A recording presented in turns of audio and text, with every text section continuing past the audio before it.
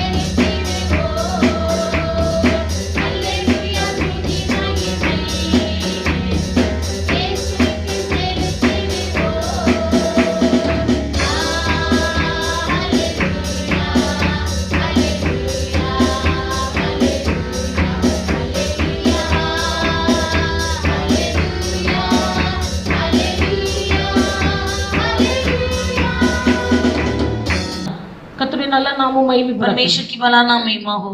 வேதத்தில் வசனத்தை வாசிப்போம். पवित्र शास्त्र में से एक वचन पढ़ेंगे। உபாகமத்தின் புத்தகம் 7ஆம் அதிகாரம் व्यवस्थावरण की पुस्तक 7वां अध्याय அது முதல் வசனத்திலே நாம் வாசிக்கும் போது उसके पहला वचन में हम पढ़ते हैं,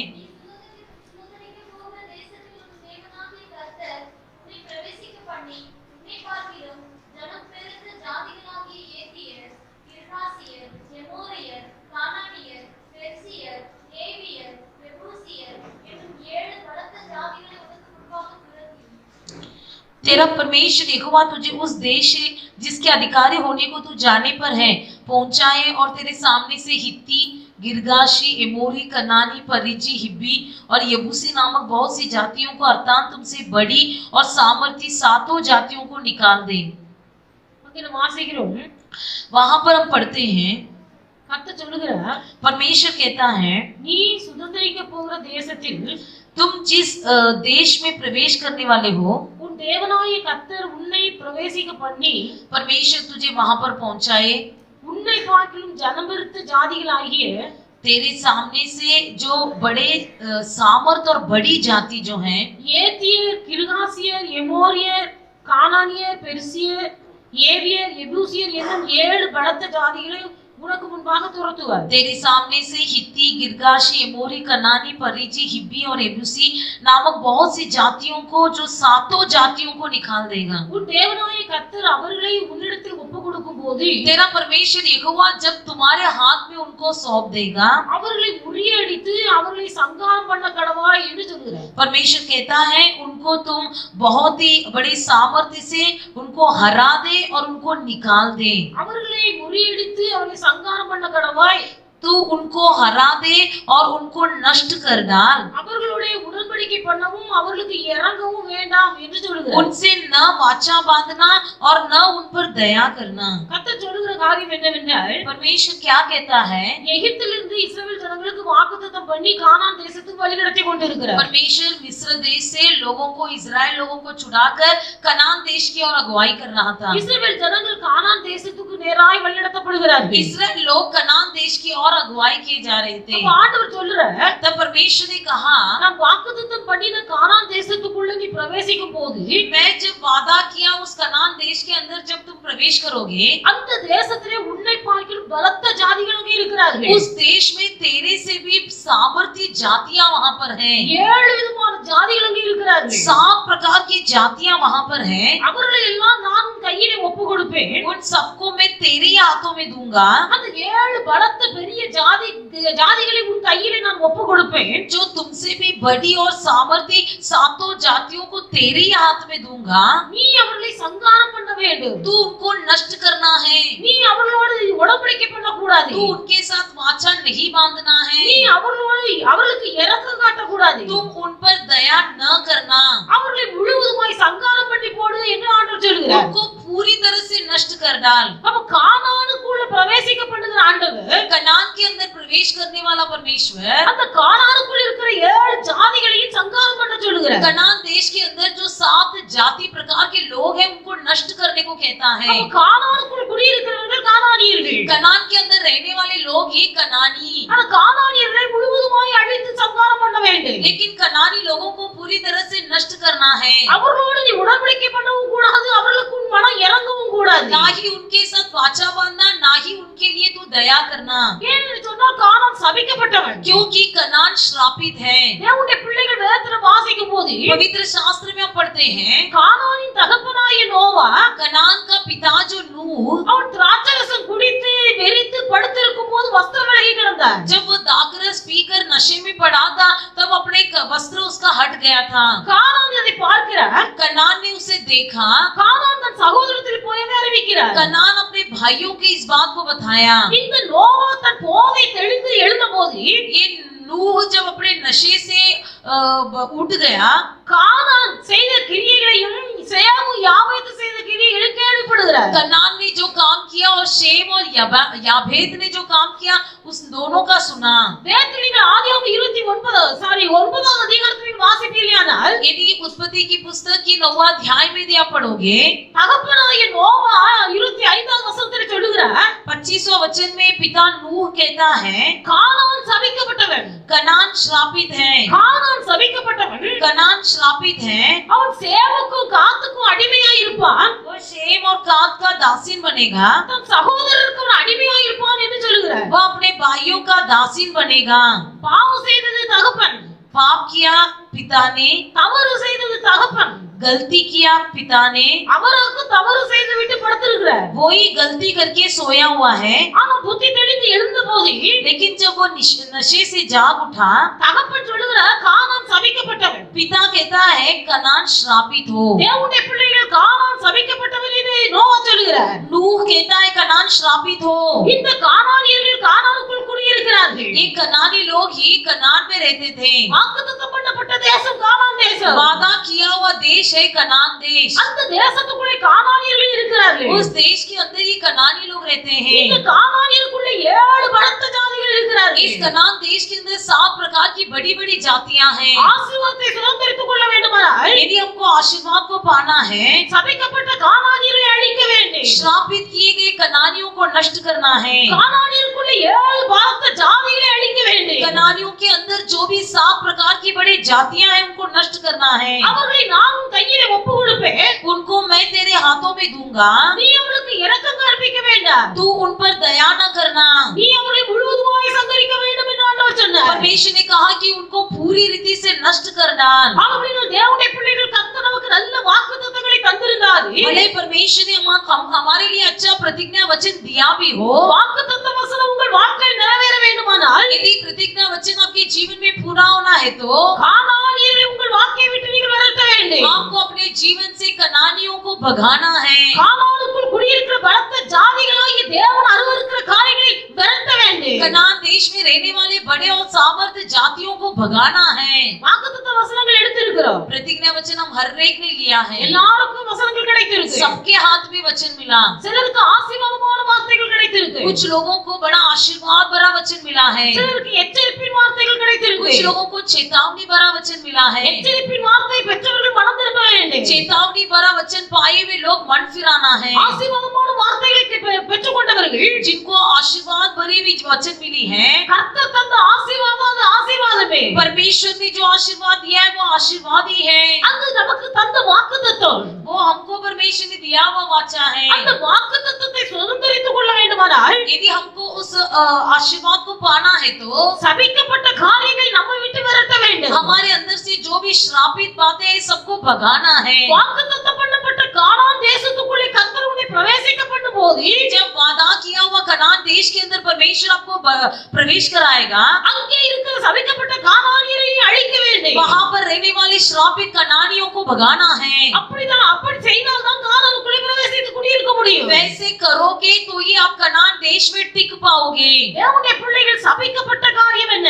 श्रापित भरे काम क्या है? சபிக்கப்பட்ட காரியம் श्रापित भरे काम. கானான் சபிக்கப்பட்டவன். कनान श्रापित है. கானானியர்கள் சபிக்கப்பட்டவர்கள். कनानी लोग श्रापित हैं. கானானுக்குள் குடியிருக்கிறவர்கள் சபிக்கப்பட்டவர்கள். कनानी के निवासी लोग श्रापित हैं. இந்த சபிக்கப்பட்டவர்களை வீட்டு விரட்டு சொல்கிறார். श्रापित लोगों को भगा करके कहता है, அவர்களை சங்காரம் பண்ணு. उनको पूरी तरह से नष्ट कर डाल. அவர்களுக்கு நீ மனம் இறங்க வேண்டாம். पर ना बिल्कुल दया करना. நான் அவர்களை உன் கையிலே ஒப்பு கொடுப்பேன். मैं उनको तेरे हाथ में सौंप दूंगा. வாக்குத்தத்தம் நமக்குள்ளே நிறைவேற வேண்டுமானால் यदि हमारे जीवन में प्रतिज्ञा वचन पूरा होना है तो வாக்குத்தத்தத்தின் ஆசீர்வாதத்தை நாம் பெற்றுக்கொள்ள வேண்டுமானால் प्रतिज्ञा के आशीर्वाद को पा लेना है तो சபிக்கப்பட்ட காரியங்கள் நமக்குள்ளே இருக்க கூடாது. श्रापित बातें हमारे अंदर ना हो. சபிக்கப்பட்ட காரியங்கள் நமக்குள்ளே இருக்க கூடாது. श्रापित बातें हमारे अंदर ना हो. வேதத்தில் வாசிக்கிறோம். पवित्र शास्त्र में हम पढ़ते हैं, உபாகமத்தின் புத்தகம் 27வது அதிகாரம் 15வது வசனத்தில் வாசிப்பீர்களானால் यदि व्यवस्थापन की पुस्तक की 27वें अध्याय की 15 वचन को पढ़ोगे,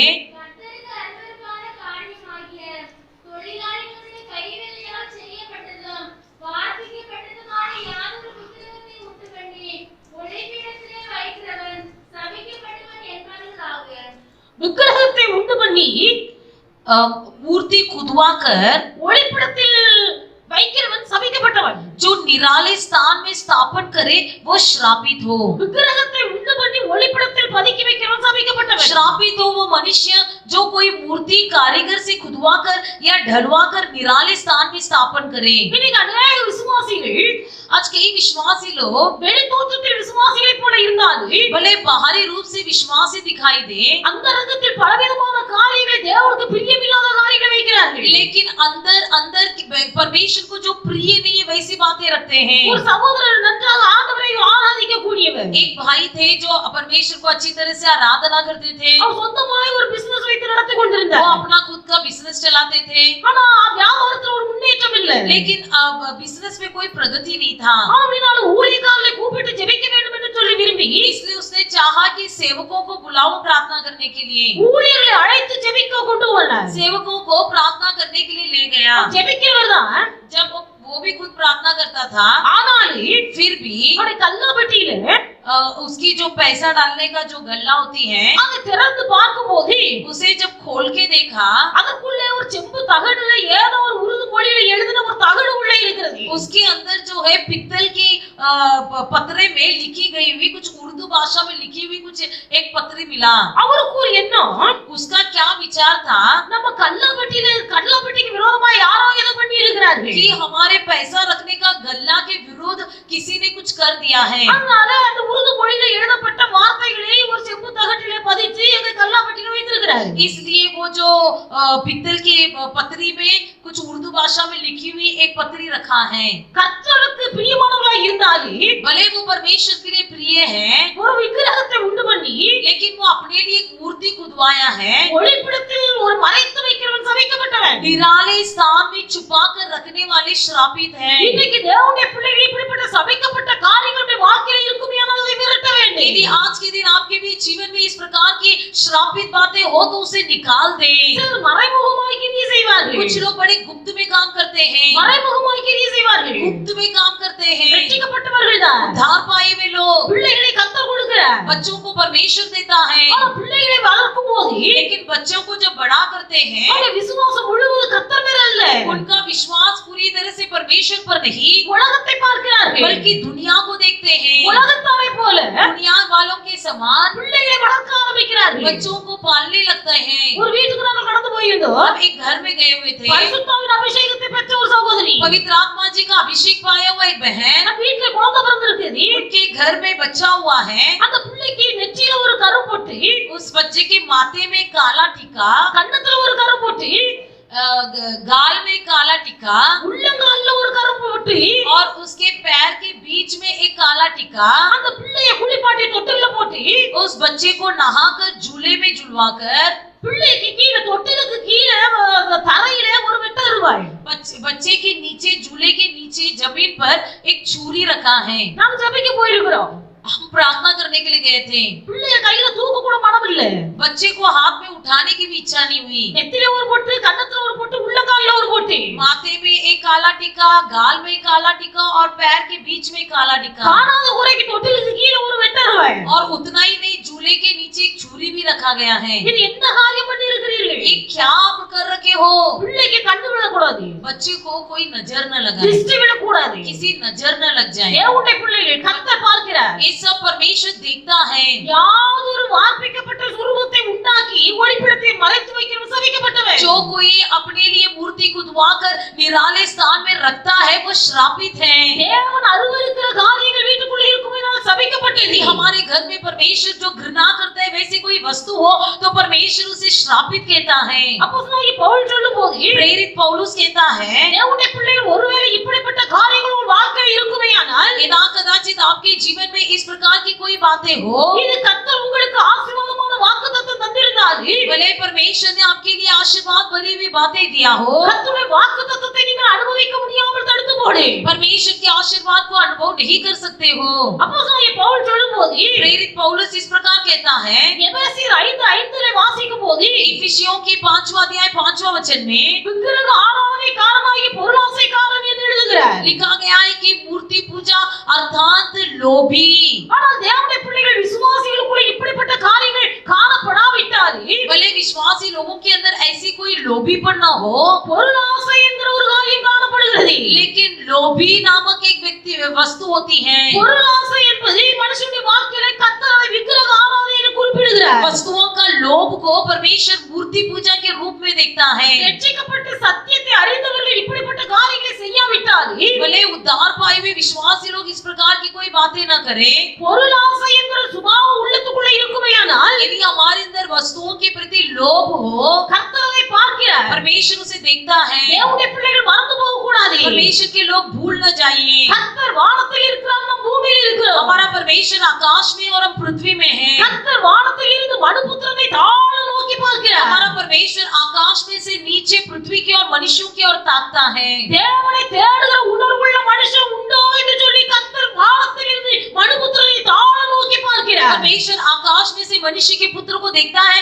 कि कोई व्यक्ति है जो मुझे पूरे दिल से मेरा पीछा करे। இன்னைக்கு தேவனை தேடுகிற மக்களாய் நாம் காணப்படுகிறோமா? क्या हम परमेश्वर को खोजने वाले व्यक्ति बने हैं? அல்லது இருதய பொருளாசையினால் நிரம்பி क्या हमारा मन पूरी तरह से वस्तुओं की लोभ से भरकर இன்னும் நம்முடைய பார்வையெல்லாம் பஞ்சியை போல உலகத்தையே பார்த்து கொண்டிருக்கிறோமா? और भी हम एक सुअर के समान हमारा नजर पूरी तरह से नीचे धरती की ओर पड़ी है? தேவனுடைய பிள்ளைகள் இது காலம் அல்ல, ये काल नहीं है, இது காலம் அல்ல, ये समय नहीं நாம் है, மேல் நோக்கி பார்க்க வேண்டிய காலம். हमें ऊपर की ओर देखने का समय அவர் है। சொல்லும்போது சொல்கிறார், पौलुस इस प्रकार कहता है, நீங்கள் கிறிஸ்துவுடனே கூட மரித்தது உண்டானால் यदि तुम मसीह में मरे हुए हो, கிறிஸ்து எழுந்தது போல जैसा मसीह जीवित उठा है, தேவனுடைய பிள்ளைகள் நீங்கள் கிறிஸ்து வீற்றிருக்கிற இடத்தில் உள்ள மேலானவைகளை நோக்கி பாருங்கள்.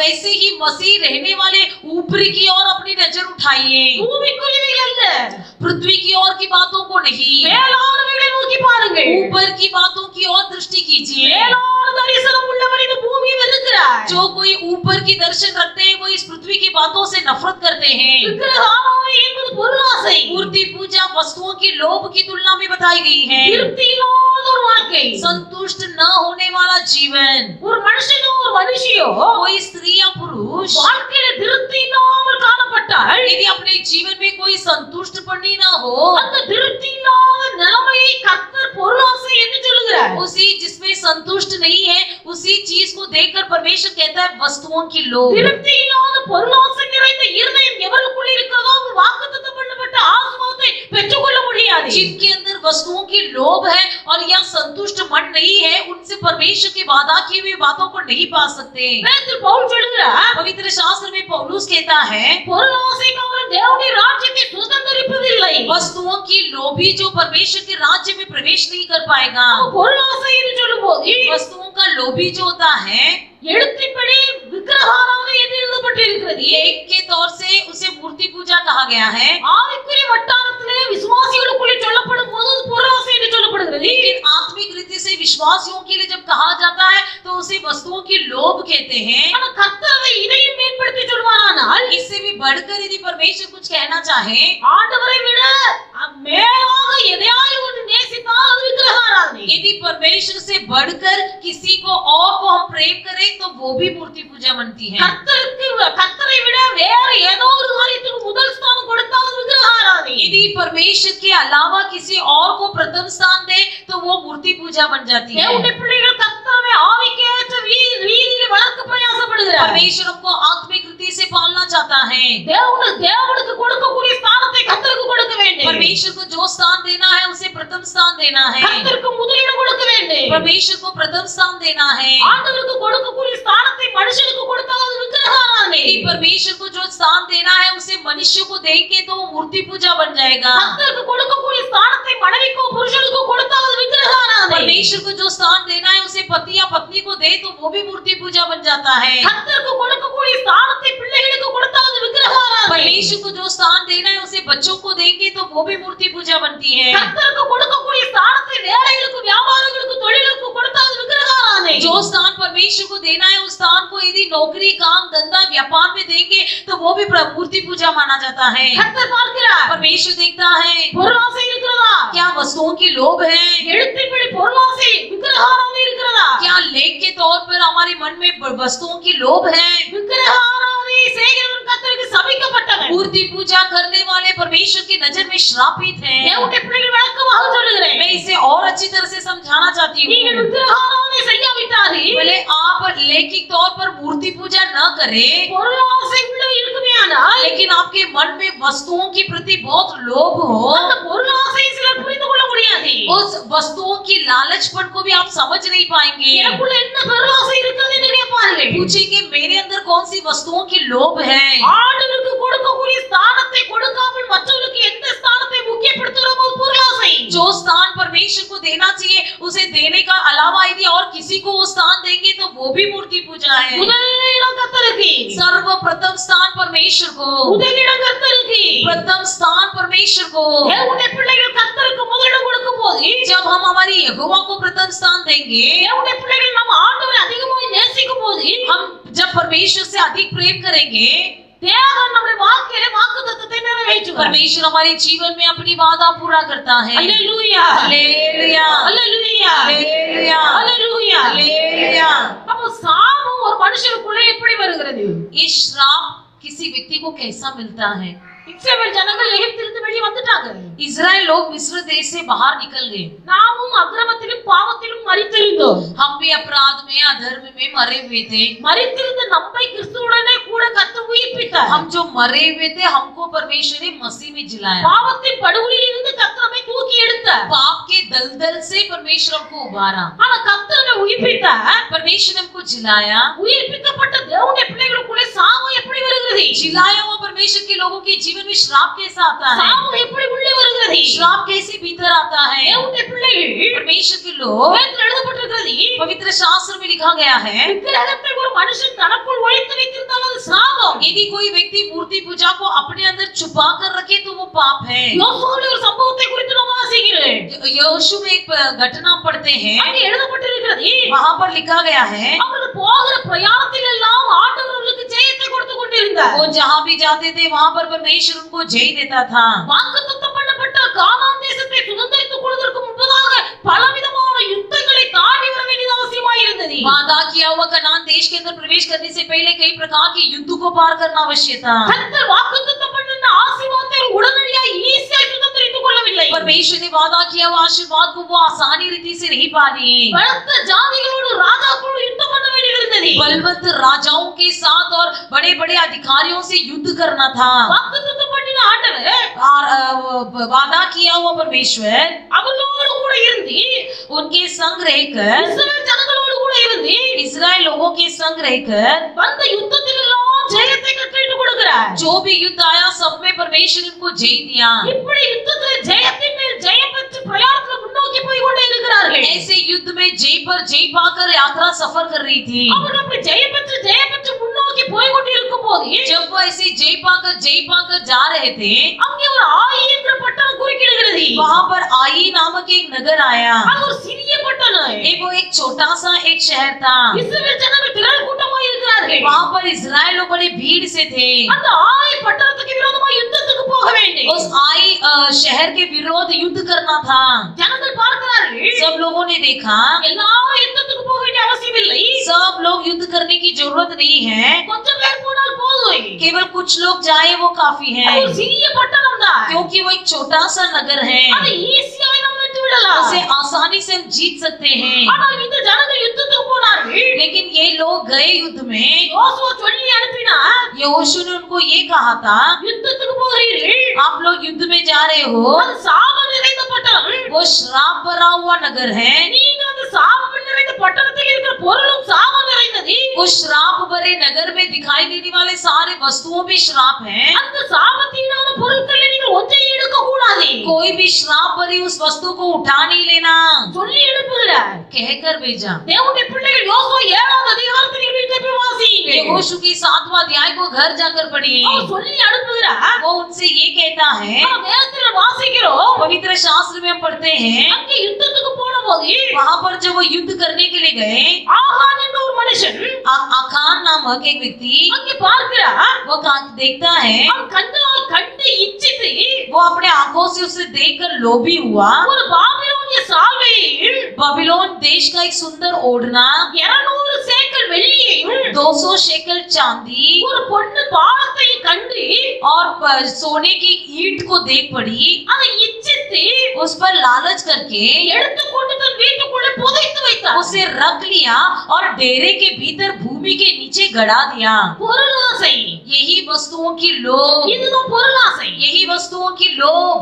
பாபிலோனிய சால்வை, बबीलोन देश का एक सुंदर ओढ़ना, 2 சேக்கல் வெள்ளி, 200 शेकल चांदी, 200 வெள்ளி, 200 चांदी ஒரு பொன் பாலம், और एक सोने का एक ईंट। கர்த்தர் அதிசயமாய் நடத்தி வருகிறார். परमेश्वर अद्भुत रीति से चलाते आ रहा है। வாக்குத்தத்தம் பண்ணினார். वादा किया, பாலும் தேனும் ஓடுகிற தேசத்துல கொண்டு போய் சேர்ப்பேன் என்று சொன்னார். मद और दूध बहने वाले देश में तुमको मैं ले जाऊंगा। சாபத்தீடான ஒன்றை நீங்கள் எடுக்க கூடாது என்று சொன்னார். श्राप भरी वस्तुओं में किसी से तुम छूना नहीं। ஆனால் இந்த ஆகான் இவைகளெல்லாம் கண்டு எடுத்து தன் வீட்டுக்குள்ள புதைத்து வைத்தார். लेकिन आगान ने क्या किया, ये सारी वस्तुओं को देखा, उन पर लालच किया, उनको उठा लिया और अपने घर के नीचे धरती पर गाड़ कर रख दिया। யுத்தத்துல ஒரு பெரிய தோல்வி, अब युद्ध में हार हुई, யுத்தத்துல ஒரு பெரிய தோல்வி. युद्ध में बड़ी हार हुई। இன்றைக்கு தேவனுடைய பிள்ளைகளுடைய வாழ்க்கையில முன்னோக்கி கடந்து போய் கொண்டிருக்கும் போது जब परमेश्वर के लोगों के जीवन में भी इसी प्रकार आगे बढ़ते समय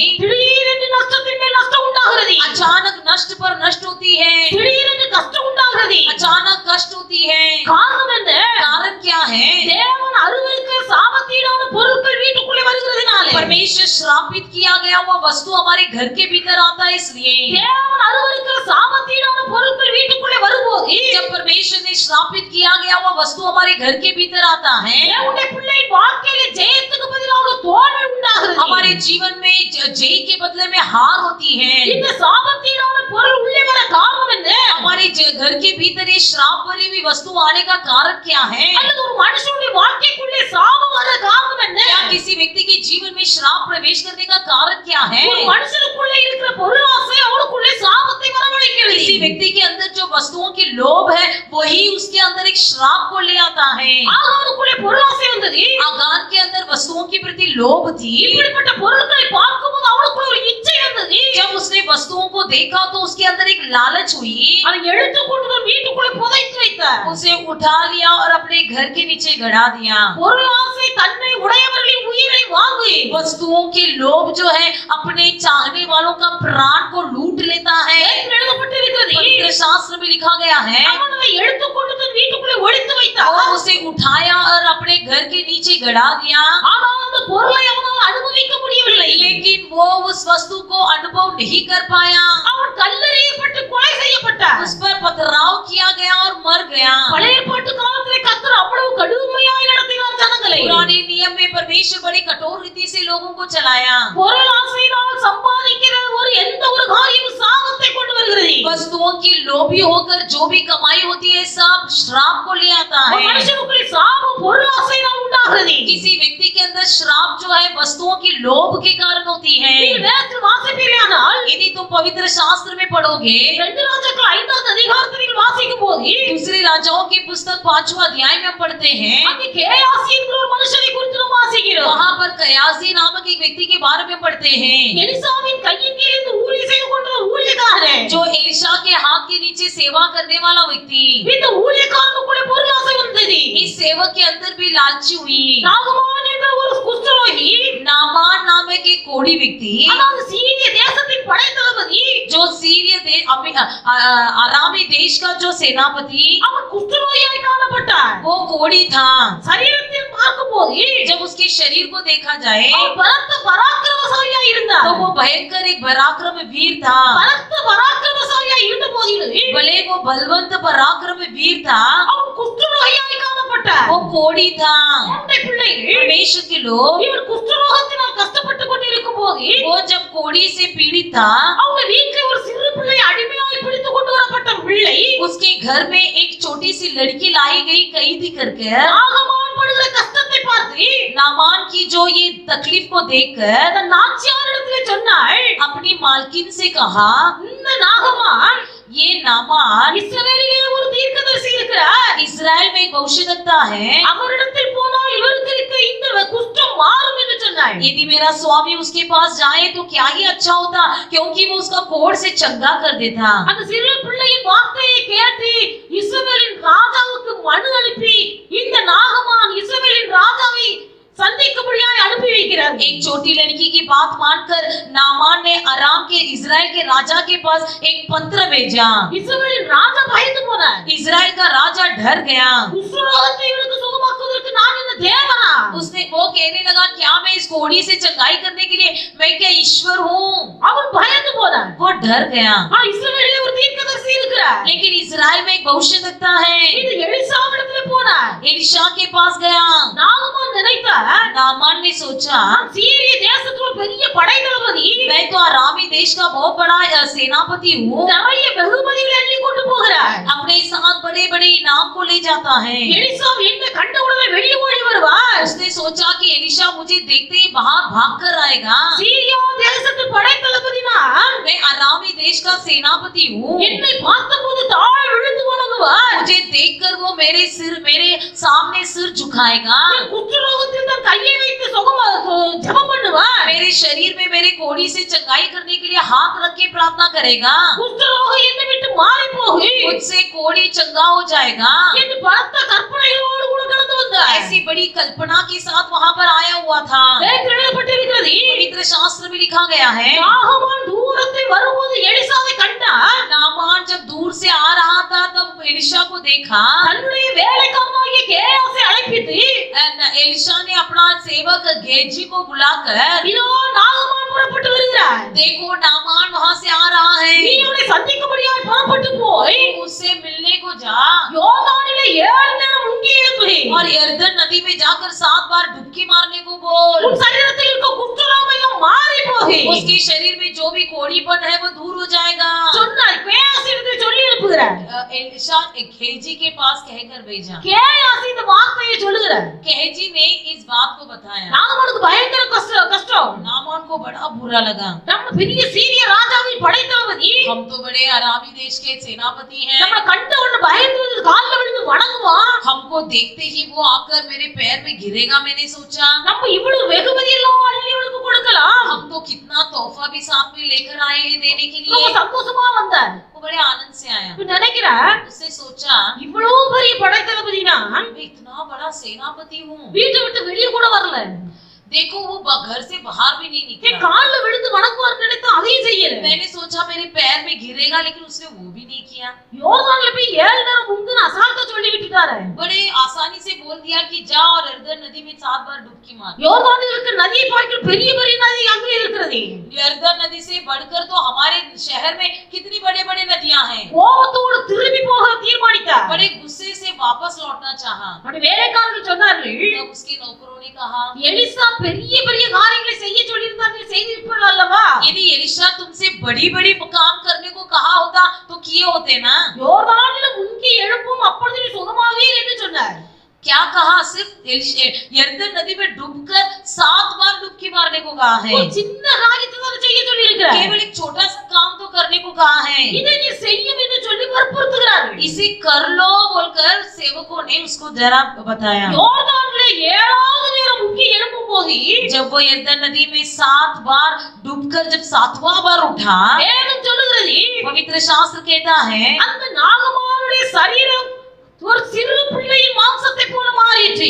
वो नामान का शरीर एक बच्चे सा मासूम शरीर हो அவன் गया। சரீரத்தில் இந்த குஷ்டரோகம் எல்லாம் மாறி போயிற்று. उस शरीर में जो भी कोढ़ीपन था सब दूर हो गया। நாகமானுக்கு ஒரு பெரிய சந்தோஷம். अब नामान बड़ा आनंद हो गया। எலிசாவுக்கு தான் கொண்டு வந்த வெகுமதிகளை கொண்டு போகிறார். जो भी तोहफा वो लाया था सब एलिशा को देने के लिए भागा। எலிசா பார்க்கிறார், एलिशा ने देखा உன்னுடைய வெகுமதி எனக்கு ஒன்று வேண்டாம், तेरा बख्शीश या तोहफा मुझे कुछ नहीं चाहिए। வருந்தி கேட்டுக்கொண்டார். बड़ा विनती किया। எலிசா சொன்னார், एलिशा ने कहा உன்னுடைய வெகுமதி எனக்கு ஒன்று வேண்டாம். तेरा बख्शीश में से मुझे कुछ भी नहीं चाहिए। குஷ்டரோகம் வருகிறதே ஒரு மனுஷனுக்கு சாபம். किसी व्यक्ति के जीवन में कोढ़ीपन आना ही श्राप है। அவர் கொண்டு வந்த வெகுமதிகளை வாங்குவதற்கு எலிசா மறுத்து விட்டார். उसने जो तोहफा लाया उसे लेने से एलिशा ने मना कर दिया। ஒரு மனுஷனுக்குள்ளே சாபம் எப்படி வருகிறது? किसी व्यक्ति के जीवन में श्राप किस प्रकार आता है? ஒரு மனுஷன் திருப்தியற்ற வாழ்க்கை வாழும்போது, जब कोई व्यक्ति बिना संतुष्ट के जीता है, பொருளாசை நிறைந்தவனாய் வாழும்போது,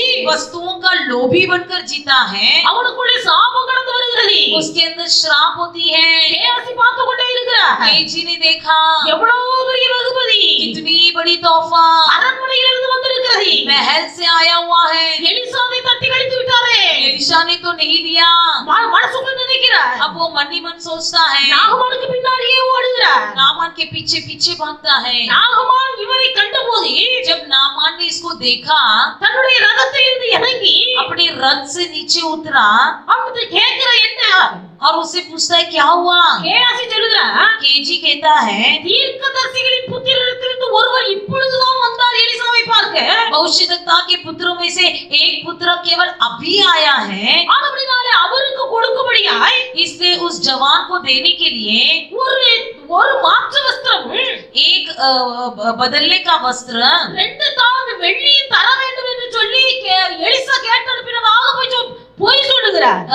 एक किकार चांदी और 2 जोड़े वस्त्र देने के लिए विनती किया। இவருக்கு ரொம்ப சந்தோஷம் நாகமானுக்கு. अब नामान बड़ा खुश हो गया। 2 மாற்று வஸ்திரங்களை கொடுத்தார். नामान ने उसको 2 जोड़े वस्त्र दिया 2 தாளந்து வெள்ளியை கொடுத்தார். और 2 किकार चांदी दिया।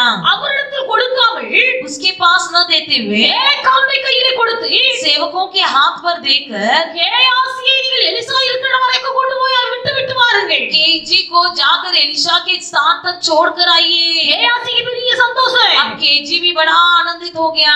2 தாளந்து வெள்ளி கிடைத்திருக்கிறது. अभी 2 किकार चांदी मिला है, 2 மாற்று வஸ்திரங்கள் கிடைத்திருக்கிறது. 2 जोड़े वस्त्र मिला है। இந்த சீரிய படைத்தலைவர்களுடைய வேலைக்காரர்களை சுமந்து கொண்டு வருகிறார்கள். अब अरामी देश के सेवक लोग उसे उठा कर ले आ रहे हैं। மலை அடிவாரம் வரைக்கும் வந்தார். जब वो पहाड़ के तल तक आए, வேலைக்காரரை திருப்பி அனுப்பிவிட்டு वो सेवकों को वापस भेज दिया। நாகமான் கொடுத்த வெகுமதிகளை வாங்கி नामान ने जो भी तोहफा दिया उसे लेकर தன் வீட்டுக்குள்ளே வைத்துவிட்டு अपने घर के अंदर रखकर ஒன்று தெரியாதவனை போல ऐसे खड़ा रहा जैसे वो कुछ नहीं जानता। இந்த எலிசாவுக்கு முன்பாக வந்து நிற்கிறார். उस एलिशा के सामने खड़ा हो गया। தேவனுடைய பிள்ளைகள் வேதத்தில் வாசிக்கிறோம். पवित्र शास्त्र में हम पढ़ते हैं, எலிசா கேயாசியை பார்த்து கேட்கிறார். एलिशा ने केजी से पूछा, கேயாசி நீ எங்கே இருந்து வருகிறாய்? हे केजी तू कहाँ से आता है। கேயாசி திரும்பவும் சொல்லுகிறார். केजी कहता है நான் இங்கே தான் இருக்கிறேன். मैं यहीं पर हूँ, வேற எங்கேயும் இல்ல. मैं और कहीं नहीं गया हूँ। நாகமானிடத்தில் போய் சொன்னார். नामान से भी झूठ बोला, இப்ப எலிசாவிடத்தில் போய் சொல்லுகிறார். अब एलिशा से भी झूठ बोलता है, நான் இங்கே தான் இருக்கிறேன். मैं यहीं पर हूँ। எலிசா சொன்னா एलिशा ने कहा நாகமானை பின்தொடர்ந்து போகும்போது जब तुम नामान के पीछे जा रहे थे என்னுடைய ஆவி உன்னோடு கூட செல்லவில்லையா? तब क्या तुझे मालूम नहीं कि मेरे आत्मा तेरे साथ साथ चला। பொன்னையும் பொருளையும் வாங்குவதற்கு இதுவா காலம்? क्या यही समय है सोना और चांदी खरीदने का। எலிசாவுக்கு கோபம் வந்தது. अब केजी को गुस्सा, एलिशा को गुस्सा आया। எலிசா கேயாசியை பார்த்து சொன்னா एलिशा ने केजी से कहा நீ இப்படி பொய் சொல்லி நாகமானிடத்திலிருந்து சபிக்கப்பட்ட பொருளை வாங்கி கொண்டு வந்தபடினாலே तू नामान के पास जाकर ऐसी श्रापित वस्तु को ले आया, इसलिए நாகமானுக்கு இருந்த குஷ்டரோகம் உன்னை தொடரும் என்று சொன்னார். नामान का कोढ़ तुझे और तेरे वंश को सदा लगा रहेगा। கேயாசின் வம்சமே குஷ்டரோகியை மாறி போனார்கள். पूरे केजी के वंश जो है कोढ़ी का वंश बन गया। பொருளாசை தன்னை உடையவனை உயிரை வாங்கி वस्तुओं का लोभ जो है अपनी प्राण को लूट लेता है। பொருளாசை தன்னை உடையவனை உயிரை வாங்கி जो कोई लोभी बनते हैं उनकी प्राण को लोभ लूट लेता है।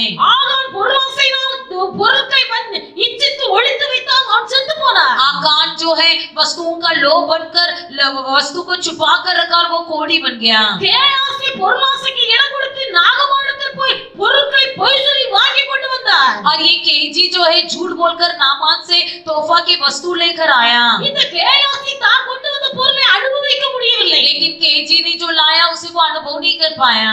மாறாக அவன் ஒரு குஷ்டரோகியை மாறி போனான். इसके उलट वो खुद ही कोढ़ी बन गया। ஒரு மனுஷனை சாபத்துக்கு உட்படுத்துவது பொருளாசை. कोई व्यक्ति को इस प्रकार श्रापित करना वस्तुओं की ஒரு लोभ। மனுஷனுக்குள்ளே சாபம் வருவதற்கு காரணம் பொருளாசை. किसी व्यक्ति के जीवन में श्राप होना वस्तुओं की लोभ है। இந்த பொருளாசை தன்னை உடையவர்களின் உயிரை வாங்கி ये वस्तुओं का लोभी अपने लोगों के प्राण को लूट लेता है। பொருளாசையோடு கூட ஒரு மனுஷன் காணப்படுவானேயானால் यदि कोई व्यक्ति वस्तुओं के लोभ के साथ रहे, அந்த மனுஷன் தான் சம்பாதிக்கிற பொருட்களை அனுபவிக்க கூட முடியாது. वो व्यक्ति अपने कमाया हुआ वस्तु को अनुभव तक नहीं कर पाएगा। அநேகர் நினைக்கிறார்கள் आज कई लोग सोचते हैं, கஷ்டப்பட்டு உழைக்கிறார்கள், कई लोग कड़ी मेहनत करके कमाते हैं, பாடுபட்டு உழைக்கிறார்கள், பிரயாசப்படுகிறார்கள், मेहनत करके प्रयास करके कमाते हैं, ஆனால் அதை அனுபவிக்க முடியாமல் போகிறது. लेकिन उसे अनुभव नहीं कर पाते हैं। காரணம் என்ன? इसका कारण क्या है? சாபம் श्राप। சாபம் श्राप அது மனுஷனுக்குள்ளே உண்டாகிற சாபம் वो मनुष्य के भीतर होने वाली श्राप। சாபம் ஏன் வந்தது? कैसा श्राप हुआ? பொருளாசையினால் வந்தது। वस्तुओं की लोभ से हुआ। பொருளாசையினால் சம்பாதிக்கிறவங்க சம்பாத்தியத்தை அனுபவிக்க முடியாது। वस्तुओं की लोभ से जो भी कमाते हैं उसे न अनुभव नहीं कर पाएंगे। இருக்கிறது போதும் என்கிற திருப்தி உள்ள மனுஷனை கர்த்தர் ஆசீர்வதிக்கிறார்। जिसके अंदर संतुष्ट मन है उसी को परमेश्वर आशीष करता है। பொருளாசையினால் சம்பாதித்தாலும் சம்பாத்தியத்தை அனுபவிக்க முடியாது। वस्तुओं की लोभ से जो कमाता है वो वस्तुओं को अनुभव नहीं कर पाएगा। இரண்டாவது இந்த பொருளாசை எந்த மனுஷனுக்குள்ள இருக்கிறதோ அந்த மனுஷனோட உயிரை வாங்கி போடும்। बल्कि जिस व्यक्ति के अंदर वो वस्तुओं का लोभ है उस व्यक्ति के प्राण को लूट लेता है। ஆனபடியால் தேவனுடைய பிள்ளைகள் வாக்குத்தத்தம் உங்கள் வாழ்க்கையில் நிறைவேற வேண்டுமானால் इसलिए परमेश्वर का प्रतिज्ञा वचन आपके जीवन में पूरा होना है तो சபிக்கப்பட்ட காரியத்தை உங்களை விட்டு விலக்க வேண்டும்। श्रापित बातों को अपने आप से दूर कर दो। சபிக்கப்பட்ட காரியத்தை உங்களை விட்டு விரட்ட வேண்டும்। श्रापित बातों को अपने आप से निकाल दो। சபிக்கப்பட்ட காரியத்தை நீங்கள் விரட்டுவது மட்டுமல்ல அடியோடு அழிக்க வேண்டும்। केवल श्रापित बातों को निकाल देना नहीं बल्कि उसे पूरी तरह से नष्ट कर देना है। நேற்று வாசிக்கும் போது पवित्र शास्त्र में हम पढ़ते हैं, நேற்று வாசிக்கிறோம் पवित्र शास्त्र में हम पढ़ते हैं எரேமியா 17வது அதிகாரம் 5வது வசனத்தை வாசிப்பீர்களானால் इर्मिया की 17वां अध्याय 5वां वचन में इस प्रकार पढ़ते हैं। அங்கே எழுதப்பட்டிருக்கிறது उसमें लिखा गया है, கர்த்தரை விட்டு வழிவிடுகிறவன் சபிக்கப்பட்டவன்। जो कोई यहोवा की मार्ग से भटक जाता है वह धन्य है। கர்த்தரை விட்டு வழிவிடுகிறவன் சபிக்கப்பட்டவன்। जो व्यक्ति परमेश्वर के मार्ग से भटक जाता है वह श्रापित है। தேவனுடைய பிள்ளைகள் சீக்கிரமா சில காரியங்களை சொல்லி முடிக்கிறேன்। मैं जल्द ही खत्म करती हूँ। சாபம் நம்மை விட்டு விலகுகிறது। श्राप हमसे दूर होना है। சாபம் நம்மை விட்டு விலகுகிறது। श्राप हमसे दूर होना है। ஒரு மனுஷனுக்குள்ளே சாபத்தை கொண்டு வருவது பொருளாசை। किसी व्यक्ति के भीतर जो है श्राप ले आता है वस्तुओं का लोभ। பொருளாசை அடியோடு அழிக்க வேண்டும்। वस्तुओं की लोभ को पूरी तरह से नष्ट करना है। பொருளாசை என்கிற சாபம் நம்மை விட்டு விலக வேண்டும்। वस्तुओं का लोभ हमसे दूर होना है। இரண்டாவது ஒரு மனுஷனுக்குள்ளே சாபத்தை கொண்டு வருகிற ஒரு காரியம் तीसरा परमेश्वर के व्यक्तियों के अंदर श्राप जो लेता है, வேதத்தில் எழுதப்பட்டிருக்கிறது पवित्र शास्त्र में लिखा गया है, கர்த்தருடைய வழியை விட்டு விலகுகிறவன் சபிக்கப்பட்டவன்। यहोवा के मार्ग से भटक जाने वाले श्रापित हैं। எரேமியா 17:5 நாம் வாசிக்கிறோம்। इर्मिया 17:5 में हम पढ़ते हैं, கர்த்தருடைய வழியை விட்டு விலகுகிறவன் यहोवा के சபிக்கப்பட்டவன்। मार्ग से भटक जाने वाले श्रापित हैं। ஒரு மனுஷனுக்குள்ளே சாபம் எப்பொழுது வருகிறது? किसी व्यक्ति के जीवन में श्राप कब आता है? கர்த்தருடைய வழியை விட்டு விலகும் போது, यहोवा के मार्ग से भटक जाते समय, கர்த்தருடைய வழியை விட்டு விலகும் போது, यहोवा के मार्ग से भटक जाते समय, கர்த்தருடைய வழியை விட்டு ஒரு மனுஷன் விலகும் போது जब कोई व्यक्ति यहोवा के मार्ग से भटक जाता है அவன் கர்த்தருடைய ஆசீர்வாதத்தை அனுபவிக்க முடியாது। वो परमेश्वर का आशीर्वाद को अनुभव नहीं कर पाएगा। பிலேயாம் என்கிற தீர்க்கதரிசியை குறித்து வேதத்தில் வாசிக்கிறோம்। बिलाम नामक भविष्यद्वक्ता के बारे में हम पढ़ते हैं। பிலேயாம் தீர்க்கதரிசி கர்த்தருடைய சத்தத்தை கேட்கிற ஒரு மனுஷன், बिलाम नामक भविष्यद्वक्ता परमेश्वर की आवाज को सुनता था। கண் திறக்கப்பட்ட ஒரு மனுஷன், आंख खुल गई हुई एक भविष्यद्वक्ता, நீதிமான் மரிப்பது போல நான் மரிக்க வேண்டும் என்று ஆசை கொண்ட ஒரு மனுஷன்। उसके मन में यही आशा थी कि धर्मी के मरने समान में मरूं। ஆனா வேதத்தில் வாசிக்கிறோம், लेकिन पवित्र शास्त्र में हम पढ़ते हैं, இந்த பிலேயாம் யாரை ஆசீர்வதிக்கிறாரோ அவர்கள் ஆசீர்வதிக்கப்பட்டிருக்கிறார்கள்। ये बिलाम जिसको भी आशीर्वाद देता था वो आशीर्वाद हो जाते थे। இந்த பிலேயாம் யாரை சபிக்கிறாரோ அவர்கள் சபிக்கப்பட்டு ये போகிறார்கள்। बिलाम जिसको श्रापित देता था वो श्रापित हो जाते थे।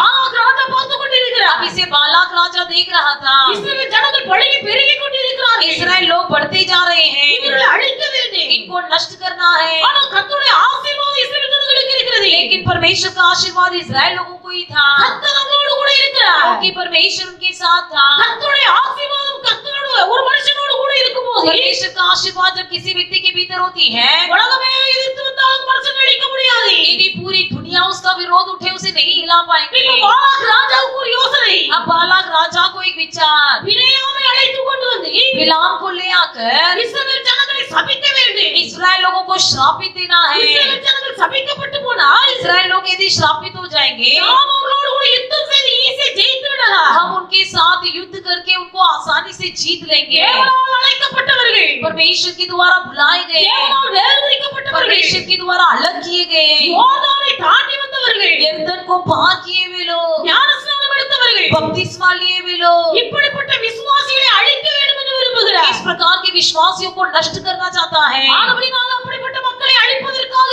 தீர்க்கதரிசியாகிய பிலேயாமை இவர்களை சபிக்கும்படியாக அழைக்கப் போகிறார்। इसलिए बिलाम जो अभिषेक किया गया हुआ भविष्यद्वक्ता को भुलाने के लिए जाता है, சொல்லி அனுப்புகிறார், कहकर भेजता है, நீர் வந்து எனக்காக இஸ்ரவேல் ஜனங்களை சபிக்க வேண்டும்। तुम मेरे लिए जाकर इस्राएलियों को श्राप दो, நான் உம்மை மிகவும் கனம் பண்ணுவேன், मैं तुम्हारी बहुत आदर करूंगा, நான் உம்மை மிகவும் கனம் பண்ணுவேன். मैं तुम्हारी बहुत आदर करूंगा। இந்த வார்த்தையை கேட்டபோது பிலேயாமுக்குள்ள பெரிய ஆசை, जो बिलाम ने ये सुना तो उसके अंदर बहुत बड़ी इच्छा हुई, மனசுக்குள்ள பெரிய ஆசை, मन में बड़ी इच्छा हुई, ஆனா வாயினால சொல்லுகிறார், लेकिन मुंह से कहता है, நான் ஆண்டவர்ட்ட கேட்டு சொல்றேன். मैं परमेश्वर से पूछ कर कहता हूँ। கர்த்தருடைய சமூகத்துக்கு போனா परमेश्वर के सम्मुख गया, ஆண்டவர் கேக்குறாரு, परमेश्वर ने पूछा வந்தது யாரு? कौन आया था? பாலாக்கு ராஜா ஆட்களை அனுப்பி வைத்திருக்கிறார், बालाक राजा ने लोगों को भेजा है, உனக்கு வெகுமதி தருவேன், तुझे मैं तोहफा दूंगा, உன்னை மிகவும் கனம் பண்ணுவேன். तुझे मैं बहुत आदर करूंगा। கர்த்தர் சொன்னா போக கூடாது, परमेश्वर ने कहा नहीं जाना, போக கூடாது, नहीं जाना, உனக்கு ஒரு ஆசை, लेकिन उसके मन में திரும்ப गिरा, போய் கேட்டார். फिर से जाकर पूछा, ஆண்டவர் சொன்னார், परमेश्वर ने कहा நீ போ, तू जा, ஆனா நான் உனக்கு என்ன சொல்றேனோ அதை தான் செய்யணும். लेकिन मैं तुझे जो कहूंगा वही करना है। தேவனுடைய பிள்ளைகள் ஆவியானவர் ஒரு முறை தடுப்பார், ரெண்டு முறை தடுப்பார், पवित्र आत्मा जी एक बार रोकेगा, दो बार रोकेगा। மறுபடியும் மறுபடியும் கர்த்தரிடத்துல போய் கேட்டால் फिर से यदि जाकर आप परमेश्वर से पूछेंगे, இஷ்டத்துக்கு விட்டு விடுவார். आपकी मनमानी अनुसार छोड़ देगा। தேவனுடைய பிள்ளைகள் தேவ சித்தம் செய்ய விரும்புகிறவர்கள் जो परमेश्वर की इच्छा करना चाहते हैं, கர்த்தர் ஒரு முறை பேசும்போது கீழ்ப்படிய வேண்டும், परमेश्वर एक बार जब बातें करता है तो सुन लेना है, அல்லது இரண்டாவது முறை பேசும்போது கீழ்ப்படிய வேண்டும். दोबारा जब बातें करता है तो सुन लेना है। கர்த்தர் பேச பேச கீழ்ப்படியாமல் जो परमेश्वर की बातों को बार बार सुनकर भी आज्ञा पालन नहीं करेंगे, உள்ளத்துல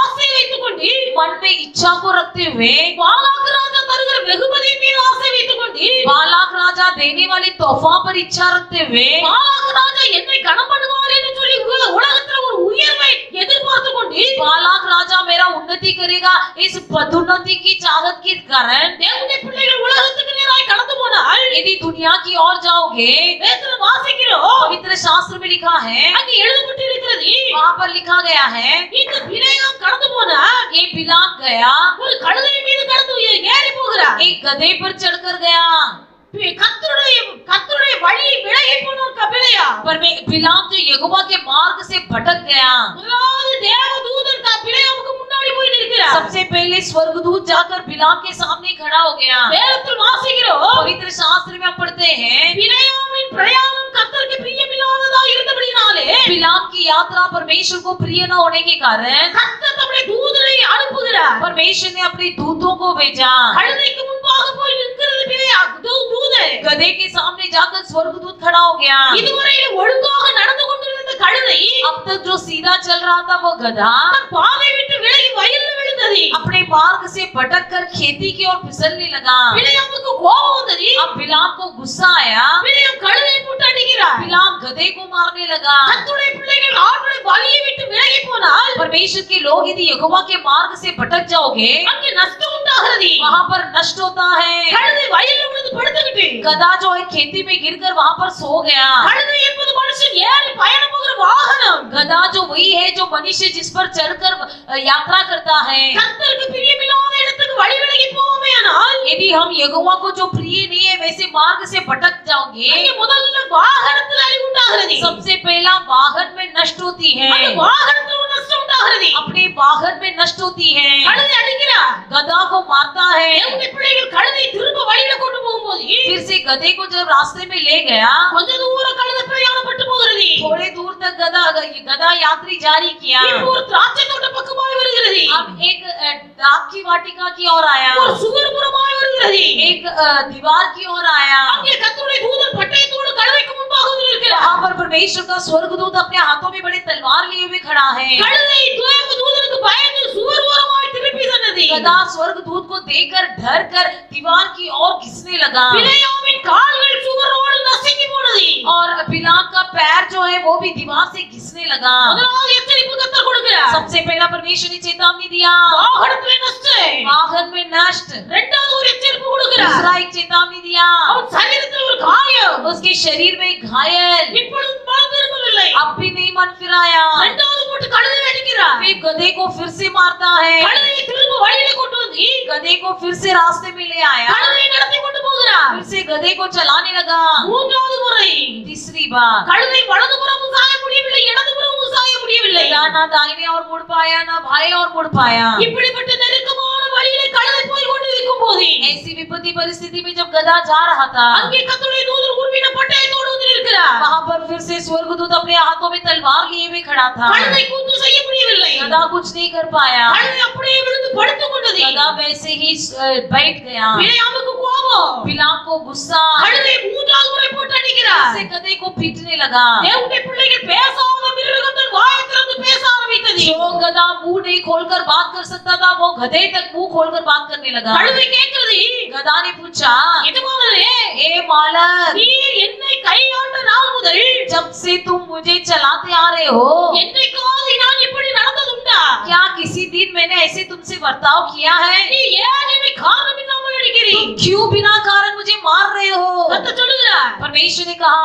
பிலேயாமே, हे बिलाम, உன் வழி கர்த்தருக்கு பிரியமில்லாமல் விலகி போனபடியினால் तेरा मार्ग परमेश्वर को प्रिय न होने के कारण நான் கர்த்தருடைய தூதனை உனக்கு முன்பாக அனுப்பினேன். मैं परमेश्वर के दूत को तेरे सामने खड़ा किया हूँ। சாபம் ஒரு மனுஷனுக்குள்ள எப்படி வருகிறது? श्राप किसी व्यक्ति के जीवन में किस प्रकार आती है? கர்த்தருடைய வழியை விட்டு விலகும் போது जब परमेश्वर के मार्ग से भटक जाते हैं। பிலேயாம் ஒரு தீர்க்கதரிசி. बिलाम एक भविष्यद्वक्ता। பிலேயாம் ஆசீர்வதித்தால் ஆசீர்வாதம், சபித்தால் சாபம். यदि बिलाम आशीर्वाद दे तो आशीर्वाद, श्राप दिए तो இப்படிப்பட்ட श्राप। மனுஷனுக்குள்ள ஒரு பெரிய ஆசை, நான் நீதிமானை போல மரிக்கிறேன். ऐसे व्यक्ति के अंदर एक बड़ी इच्छा कि मैं धर्मी के समान मरूं। தேவனுடைய பிள்ளைகள் வேதத்தில் எழுதப்பட்டிருக்கிறது. पवित्र शास्त्र में लिखा गया है, இந்த பிலேயாம் ये बिलाम எப்பேற்பட்ட தீர்க்கதரிசியா இருந்தாலும் भले कितनी बड़ी भविष्यद्वक्ता क्यों न हो, அவன் சபைக்கு மரிக்கும் போது मरते समय அவன் நீதிமானை போல மரிக்கவில்லை. धर्मी के समान नहीं मरा। வந்த யுத்தத்திலே சத்துருக்கள் மத்தியிலே மரித்து போனார். आए हुए युद्ध में शत्रुओं के बीच में मर गया। தேவனுடைய பிள்ளை ஒரு மனுஷனுடைய வழி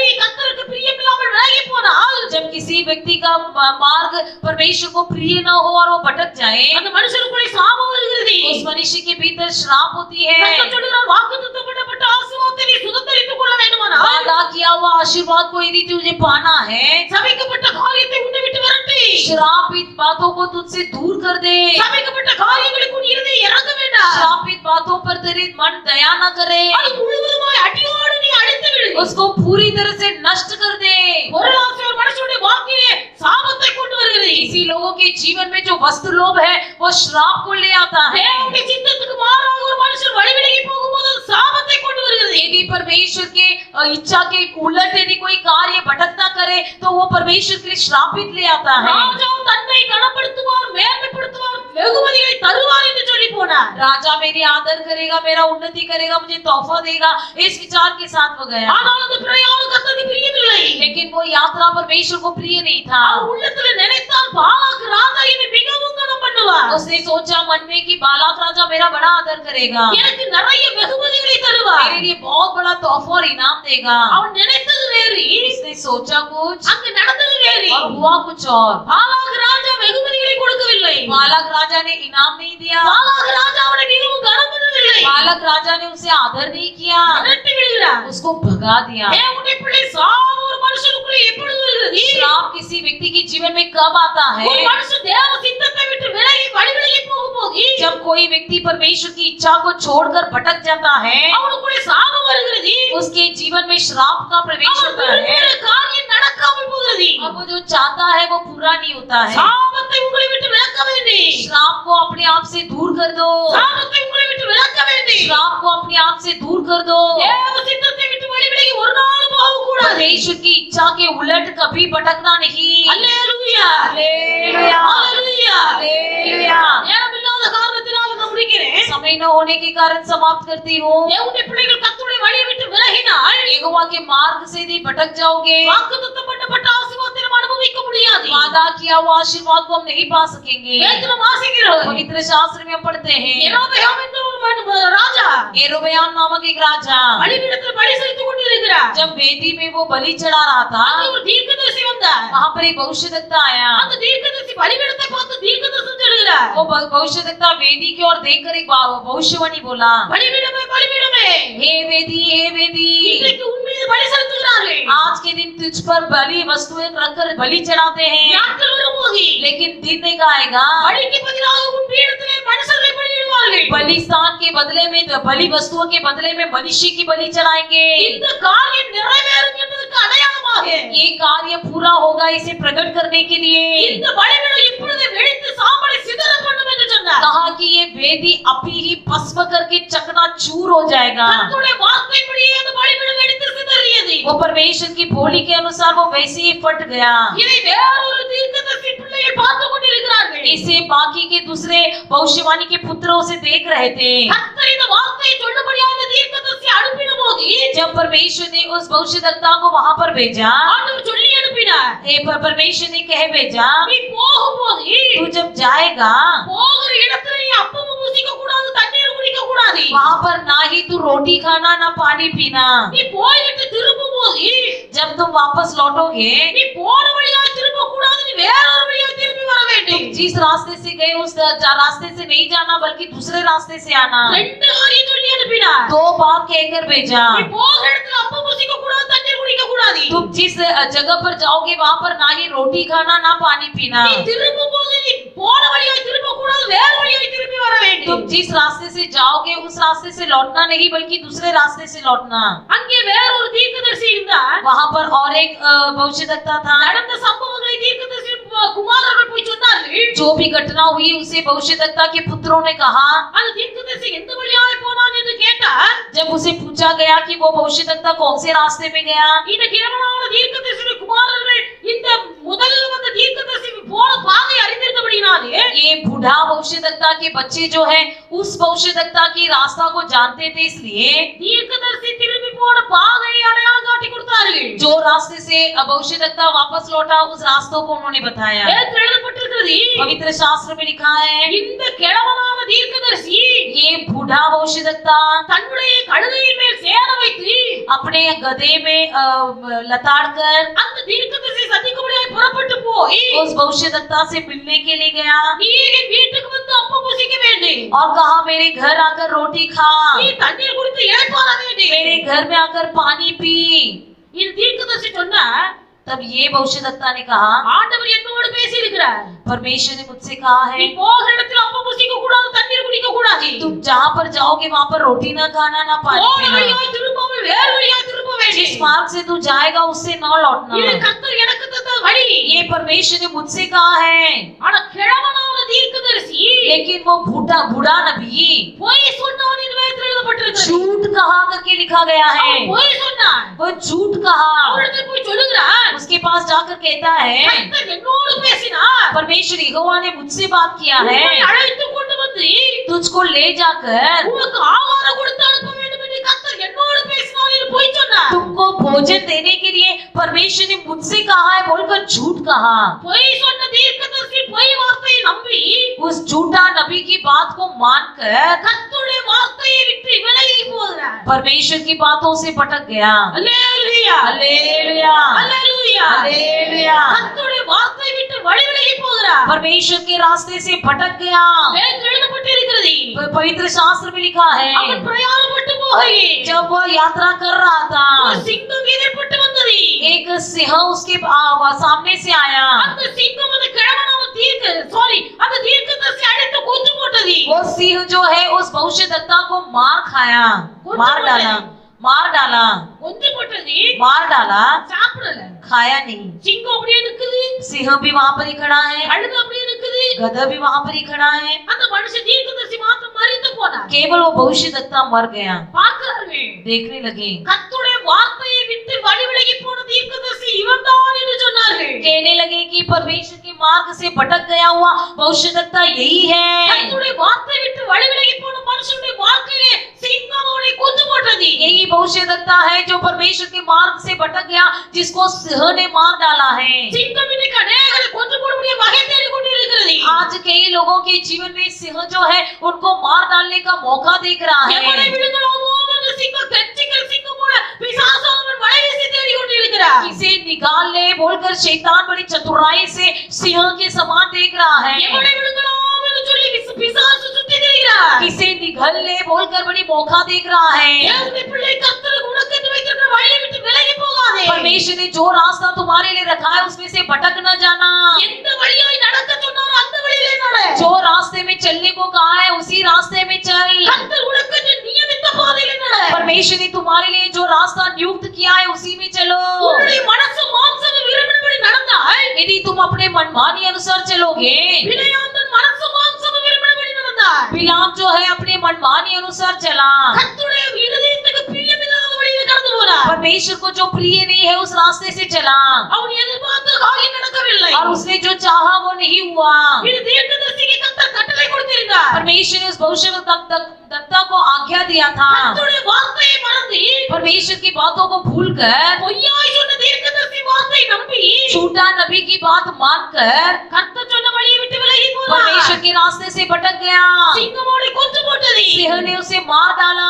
சிங்கமோடை கொன்று போட்டது. सिंह ने उसे मार डाला கர்த்தருடைய வழியை விட்டு விலகி இருந்த தீர்க்கதரிசி இவன்தான் எனக்கு ஒரு பட்ட பெயர் அவனுக்கு உண்டாயிற்று. और उसके लिए एक पद ये गिर गया कि यही वो व्यक्ति है जो परमेश्वर के रास्ते से भटक गया हुआ கர்த்தருடைய வழியை भविष्य। விட்டு விலகி இருந்த தீர்க்கதரிசி இவன்தான் எனக்கு பழமொழி உண்டாயிற்று. परमेश्वर के रास्ते से भटका हुआ भविष्य तक यही है बोलकर उसका नाम लग गया। தேவனுடைய ஆசீர்வாதத்தை சுதந்தரித்துக் கொள்ள வேண்டுமானால் परमेश्वर के आशीर्वाद को यदि पा लेना है तो சபிக்கப்பட்ட காரியங்களை விரட்ட வேண்டும். श्रापित बातों को हमसे भगा देना है। சபிக்கப்பட்ட காரியங்களை வேரோடு அறுக்க வேண்டும். श्रापित बातों को हमसे जड़ से निकाल देना है। எது சபிக்கப்பட்ட காரியம்? कौन कौन सी बातें श्रापित हैं? பொருளாசை. वस्तुओं की लोभ। பொருளாசை வேரோடு பிடிக்கறிய வேண்டும். वस्तुओं की लोभ को जड़ से उखाड़ देना है। கர்த்தருடைய வழியை விட்டு விலகி यहोवा के मार्ग से भटक कर தன்னுடைய சொந்த மாம்ச பிரயாசத்தின்படி நடப்பது जो कोई अपने भुजबल के ताकत पर चलते அது हैं மனுஷனுக்கு ஆசீர்வாதத்தை அல்ல சாபத்தை கொண்டு வருகிறது. वो परमेश्वर का व्यक्तियों का आशीर्वाद नहीं बल्कि श्राप का कारण बनता கர்த்தருடைய है। வழியை விட்டு விலகுவது சாபம். परमेश्वर के मार्ग से भटक जाना श्राप है। சாபமாய் தோன்றுகிற எல்லாவற்றையும் விட்டு விலக வேண்டும். जो भी श्रापित है सभी बातों से दूर रहना है। அல்லேலூயா. हालेलुया, அல்லேலூயா. हालेलुया। என்னுடைய பிள்ளைகள் ஒரு வார்த்தை சொல்லுகிறேன். और एक बात बताती हूँ, இந்த கானானியர்கள் சபிக்கப்பட்டவர்கள். ये कनानी लोग श्रापित हैं। இந்த சாபம் நமக்குள்ளே வரக்கூடாது. ये श्राप हमारे अंदर नहीं होना है। இப்ப இந்த சாபம் அல்லது கானானியருடைய சுபாவம் நமக்குள்ளே ஒரு மனுஷனுக்குள்ளே இருக்கிறது என்பதை எப்படி புரிந்து கொள்ளலாம்? ये श्राप कनानी का श्राप हमारे अंदर है या नहीं इसे कैसे समझ पाएंगे? வேதத்தில் எழுதப்பட்டிருக்கிறது. पवित्र शास्त्र में लिखा गया है, தேவனுடைய பிள்ளைகள் கானான் தன் சகோதரனுக்கு அடிமையாக இருப்பான் என்று தகப்பன் சபிக்கிறார். पिता ने कहा कनान जो अपने भाइयों का दासित बनेगा। கானான் அடிமைப்பட்டு இருப்பார். कनान दासित्व में रहेगा, அவன் அடிமைப்பட்டு இருப்பார். वो दासित्व में रहेगा। வேதத்தில் வாசிக்கிறோம். पवित्र शास्त्र में पढ़ते हैं, அடிமையின் குமாரனாகிய இஸ்மவேல் दासित्व का पुत्र इश्माएल அவன் பரியாசம் பண்ணுகிறவனாய் वो இருக்கிறான். टट्टा करने वाला होता है। தன் சகோதரனாகிய ஈசாக்கோடு கூட சுதந்திரமாய் இல்லை. अपना भाई ईसा के साथ वो भागीदार नहीं बना। அடிமையின் குமாரனாகிய இஸ்மவேலுக்குள்ள உள்ள சுபாவம் दासीन स्त्री का जो बच्चा होता है उसका एक स्वभाव, அவன் பரியாசம் பண்ணுகிறவன். वो टट्टा करने वाले होते हैं, சமாதானத்தை விரும்பாதவன். शांति को नहीं चाहते हैं, சமாதானத்தை விரும்பாதவன். शांति को नहीं चाहते हैं। இது அடிமை பெண்ணின் மகனுடைய சுபாவம். ये दासीन स्त्री का बेटे का स्वभाव है। கானான் அடிமைப்பட்டவன். कनान दासीन स्त्री का बेटा है। கானான் தன் சகோதரனுக்கு அடிமையாக இருப்பான். कनान अपने भाइयों का दासित्व में रहेगा। அடிமையின் சுபாவம் பரியாசம். दासित्व का स्वभाव टट्टा उड़ाना। அடிமையின் சுபாவம் மற்றவர்களோடு ஐக்கியப்படுத்தாது. दासित्व का स्वभाव दूसरों की संगति में नहीं रहेंगे, கர்த்தருக்கு அடங்க மாட்டார்கள். परमेश्वर की बात नहीं मानेंगे। சாலமோன் சொல்லுகிறார், सुलेमान कहता है, எல்லாவற்றையும் அனுபவித்த சாலமோன் सब कुछ अनुभव किया हुआ सुलेमान। அடிமையானவன் வார்த்தைக்கு அடங்கான். दासीन व्यक्ति जो है वो किसी बातों को नहीं मानेगा। அடிமையானவன் வார்த்தைக்கு அடங்க மாட்டான். दासीन व्यक्ति किसी बातों को नहीं मानेगा। அடிமையானவன் தேவனுக்கு அடங்க மாட்டான். दासीन व्यक्ति परमेश्वर की भी बात नहीं मानेगा। அடிமையானவன் தேவனால் நடத்தப்படுகிற ஊழியருக்கு அடங்க மாட்டான். दासीन व्यक्ति परमेश्वर के द्वारा अगुवाई किया जाने वाले सेवकों की बात नहीं मानेगा। தேவனுடைய பிள்ளைகள் பரியாசம் பண்ணுகிறவர்கள் கானானியரின் புத்திரர்கள். टट्टा करने वाले कनानी पुत्र हैं। சமாதானத்தை விரும்பாதவர்கள் கானானியர்கள். जो शांति को नहीं चाहते वो कनानी हैं। தேவனுடைய பிள்ளைகள் இப்படிப்பட்ட சுபாவங்கள் இருக்குமேயானால் यदि हमारे अंदर ऐसी कोई स्वभाव हो அடங்காத ஒரு சுபாவம், जो किसी के दबे में नहीं आते, வார்த்தைக்கு அடங்க மாட்டார்கள். ना शब्द का कोई प्रगति, தேவனுக்கு அடங்க மாட்டார்கள். ना ही परमेश्वर की बात मानते, தேவனுடைய ஊழியர்களுக்கு அடங்க ना மாட்டார்கள். सेवकों की बात मानेंगे। வேதத்தில் எழுதப்பட்டிருக்கிறது, पवित्र शास्त्र में लिखा गया है, தேவனுடைய பிள்ளைகள் நீங்கள் வீட்டில் வாசியுங்கள். आप लोग घर जाकर पढ़िए, கானானியர்கள் कनानी लोग தேவனுடைய ஆலயத்தில் நிலைநிற்பதில்லை என்று எழுதப்பட்டிருக்கிறது. परमेश्वर के भवन में टिक नहीं पाएंगे, அவங்க அடங்க மாட்டார்கள். वो नहीं टिक पाएंगे। நீதிமொழிகள் 29:19 வாசியுங்கள். नीति वचन 29 में पढ़िए, எபிரேயர் 12:9-10, इब्रानियों 12:9-10, எபிரேயர் 13:17, इब्रानियों 13:17, யோவான் 8:35. यूहन्ना 8:35। நீங்கள் இதெல்லாம் வாசிப்பீர்களானால் ये सब यदि आप पढ़ोगे கடைசியில் வேதத்தில் எழுதப்பட்டிருக்கிறது, पवित्र शास्त्र में ये लिखा हुआ है, சகரியா 14:21 வாசிக்கும் போது जकरिया 14:21 में लिखा गया है, கர்த்தரின் ஆலயத்திலே யாதொரு கானானியனும் இருக்க மாட்டான். यहोवा के भवन में कोई प्रकार की कनानी लोग न रहेंगे। யாதொரு கானானியனும் கர்த்தருடைய வீட்டில் இருக்க மாட்டான். कोई भी कनानी लोग यहोवा के भवन में टिक नहीं पाएंगे। கானானியர் சபிக்கப்பட்டவர்கள், कनानी लोग श्रापित हैं, கானானியர் அடிமைப்பட்டவர்கள், कनानी लोग दासित्व में पड़े हुए हैं। தேவனுடைய பிள்ளைகள் சபிக்கப்பட்ட காரியங்கள் நமக்குள்ளே இருக்க கூடாது. हमारे अंदर कोई श्रापित वस्तु नहीं होना है, பொருளாசை இருக்க கூடாது. वस्तुओं के प्रति लोभ नहीं होना है। கர்த்தர் நமக்கென்று நியமித்த வழியை விட்டு விலக கூடாது. परमेश्वर ने जो रास्ता हमारे लिए नियुक्त किया उस रास्ते से नहीं भटकना है। இது சாபத்தை கொண்டு வரும். ये श्राप को ले आता है, சாபத்தை கொண்டு வரும். श्राप को ले आता है। சாபமான கிரியைகள் இருக்கும் வரை வாக்குத்தத்தத்தின் ஆசீர்வாதத்தை பெற்றுக்கொள்ள முடியாது. जब तक हमारे अंदर श्राप भरी क्रिया है तब तक वादा किया हुआ आशीर्वाद को नहीं पा सकेंगे। கானானியரின் அடையாளம் कनानियों का चिन्ह क्या है? அவங்க அடிமைப்பட்டிருப்பார். वो दासित्व में रहेंगे। கானான் அடிமைப்பட்டிருப்பார். कनानी लोग दासित्व में रहेंगे। அடிமையின் சுபாவம் दासित्व का स्वभाव பரியாசம் பண்ணுகிறது. टट्टा उड़ाना, சமாதானத்தை விரும்பாதவன், शांति को न चाहना, தேவனுடைய வார்த்தைக்கு கீழ்ப்படியாதவன், परमेश्वर की बातों को न मानना, தேவனுடைய வார்த்தைக்கு கீழ்ப்படியாதவன், परमेश्वर के वचनों को न मानना, வார்த்தைகளுக்கு அடங்காதவன், किसी भी बातों के बल में न आना, தேவனுக்கு அடங்காதவன், परमेश्वर से न दबना, தேவனுடைய ஊழியர்களுக்கு அடங்காதவன். ना परमेश्वर के सेवकों की बात मानना। இப்படிப்பட்டவர்கள் ऐसे लोग தேவனுடைய ஆலயத்தில் நிலைநிற்பதில்லை. यहोवा के भवन में टिक नहीं पाएंगे। தேவனுடைய ஆலயத்தில் நிலைநிற்பதில்லை. यहोवा के भवन में टिक नहीं पाएंगे। தேவனுடைய பிள்ளைகள் கர்த்தரை எதற்காக அழைத்தார்? परमेश्वर ने हमको किस लिए बुलाया है? கானானுக்குள் பிரவேசிக்கும்படியாக அழைத்தார். कनान में प्रवेश करने के लिए बुलाया है। இந்த கானானுக்குள்ளே போக வேண்டுமானால், यदि हमको इस कनान में प्रवेश करना है तो, கானானுக்குள்ளே நிலைத்திருக்க வேண்டுமானால், कनान में बने रहना है तो தேவனுடைய பிள்ளைகள் பொருளாசை அதையோடு வேரோடு பிடிக்கிறீங்க. पूरी तरह से वस्तुओं की लोभ को जड़ से उखाड़ दे। விக்கிரகத்தை உங்களை விட்டு அகற்றி போடுங்க. तुम्हारे अंदर से मूर्ति पूजा को निकाल दे। சாபத்தீடான காரியங்களை உங்களை விட்டு அகற்றி போடுங்க. श्राप भरी बातों को तुमसे दूर कर दीजिए। கர்த்தர் உங்களுக்கு இந்த நியமித்த வழியை விட்டு விலகாதீர்கள். परमेश्वर ने आपके लिए जो रास्ता नियुक्त किया उस रास्ते से न भटकिए। உங்களுடைய வழி கர்த்தருக்கு பிரியமில்லாத வழியாக இருக்கக்கூடாது. आपका रास्ता परमेश्वर के लिए अप्रिय न हो। கானான் அடிமைப்பட்டவன். कनान दासित्व में पड़ा है। அடிமைக்குள்ள சுபாவம் பரியாசம். दासित का स्वभाव है टट्टा उड़ाना। தேவனுடைய பிள்ளைகள் பரியாசம் பண்ணக்கூடாது. परमेश्वर के लोग किसी का टट्टा न उड़ाए। சமாதானத்தை விரும்பாதவராய் இருக்கக்கூடாது. शांति को न चाहने वाले नहीं बनना है। இன்னைக்கு அநேகர் இருக்கிறார்கள். आज कई लोग हैं, நாம் சமாதானமாய் பேசினாரே, भले हम शांति से बात करें, அவர்கள் யுத்தத்துக்கு எத்தனை பண்ணுகிறார்கள். वे लोग युद्ध करने के लिए यत्न करते தாவீது हैं। இதைத்தான் சொல்கிறார். दाऊद ने भी उसी को நான் कहा है, சமாதானத்தை விரும்புகிறேன். मैं शांति को चाहता हूँ, சமாதானத்தை விரும்பி मैं பேசினாரே, शांति को चाहता हूँ, அவர்களோ நாம் பேசுகிற யுத்தத்துக்கு எத்தனை பண்ணுகிறார்கள். लेकिन वे तो मेरी बातों से युद्ध करने के लिए அவர்களோ यत्न நாம் करते हैं। பேசும்போது சண்டை போடுவதற்கு எத்தனை उनसे பண்ணுகிறார்கள். बातें करते समय झगड़ने के लिए युद्ध तैयार होते हैं। கானானியருடைய சுபாவம் यही कनानी लोगों का தேவனுடைய स्वभाव, வேரோடு பிடிக்கிற வேண்டும். इसे जड़ से उखाड़ देना है, வேரோடு பிடிக்கிற வேண்டும். इसे जड़ से उखाड़ देना है। அடிமையோடு எந்த வார்த்தைக்கு அடங்க மாட்டார். दासित्व जो होते हैं वो किसी का नहीं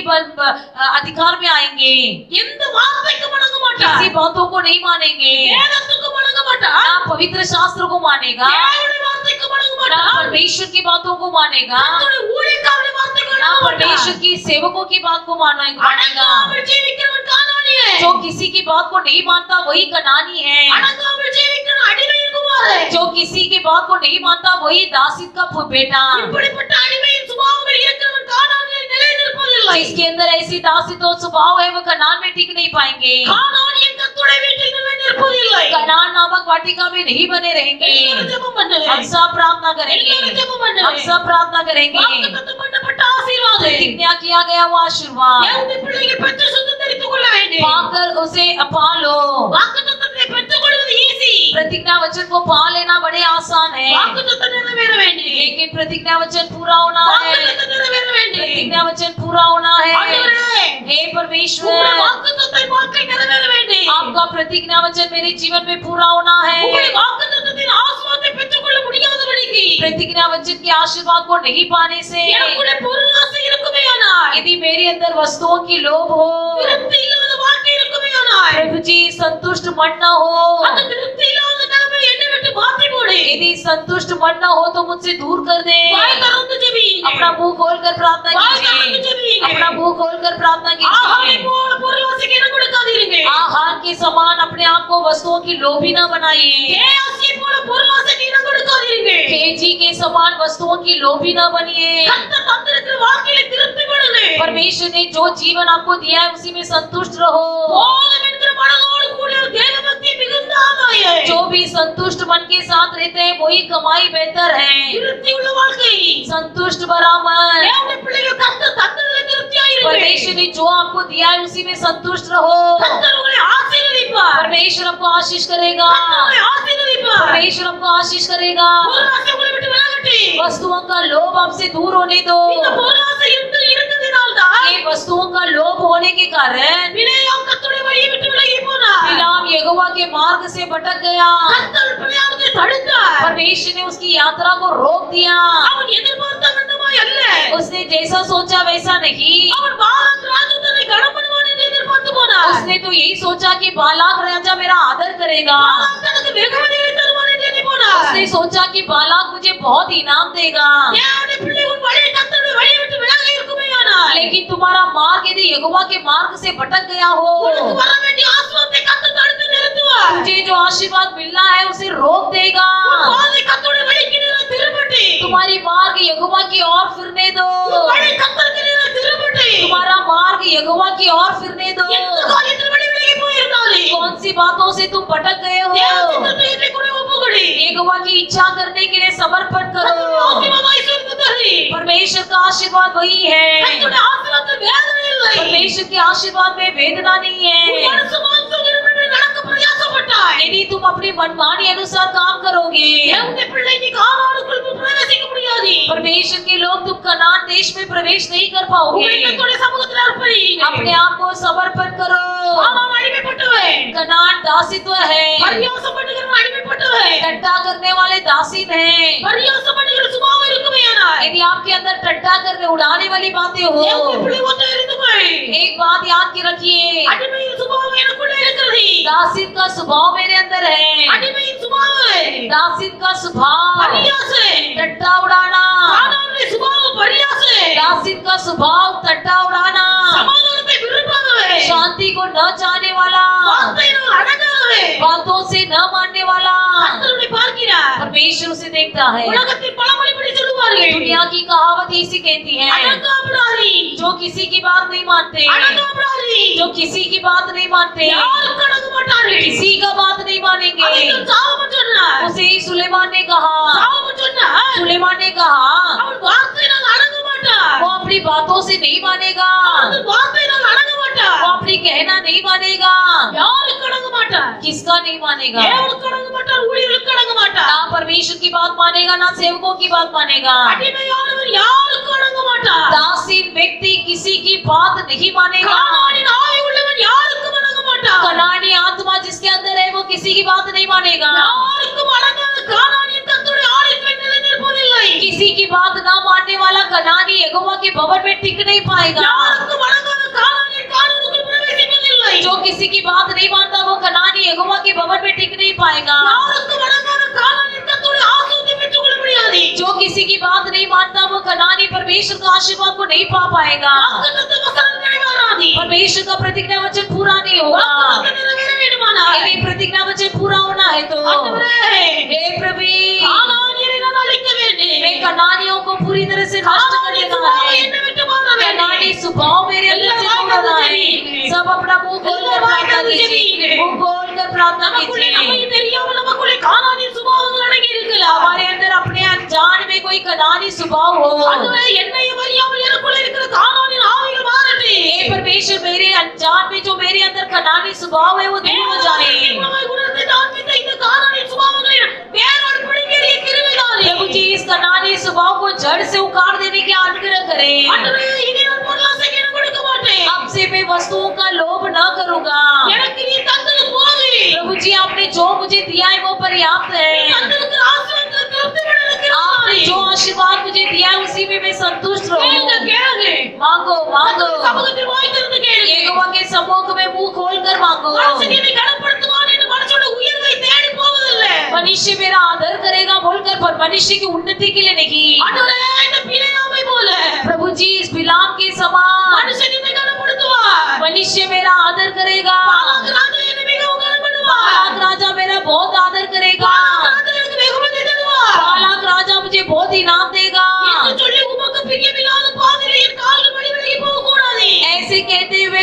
परमेश्वर के मार्ग से भटक न जाए।